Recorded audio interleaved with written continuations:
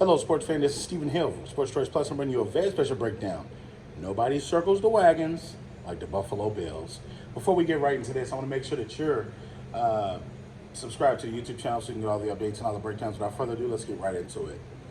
Josh Allen took major strides this season. We all saw it. After having an up and down season, the back 7 games of this season was essentially playoff games, must-win games.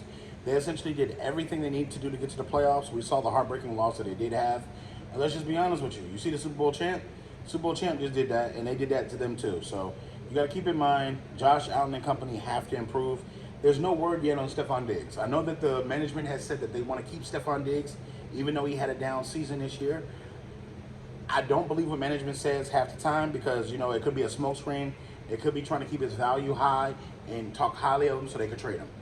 Stephon Diggs has been a part of the issue that what's wrong with the Bills, but you got to keep in mind this offense will never nurture and grow if Stephon Diggs is force-fed the ball all the time. You got to keep in mind Josh Allen has to make a decision to be a quarterback to the whole team and not to just Stephon Diggs. He has to make big plays and start trusting other guys. Start putting his trust into different tight ends or wide receivers and running backs that he can check down to them and not just Stephon Diggs. A big part of the offense showed up this year, and you saw how success they had. They attacked different teams. They won matchups we didn't think they were going to win, and they had an impressive year. Ed Oliver, are we re-signing him? Possibly, possibly not. Micah Hyde, another question. These are questions that Bills fans have to ask themselves. Von Miller, with that major contract, with the off-field issues and the injuries he's had, do you really feel like they're going to keep him around for too much longer? Questions remain on the table. But the Bills have to improve this defense by re-signing their key guys, getting guys in there that are going to actually play and make plays. And you got to think, how many times are you going to keep going to the same well without improving your team? How many times are you going to keep re-signing the same guys that are not making plays? So you have to venture out in the draft. You have to go get younger pieces that can mesh with the veterans, that can build this team and help them push forward.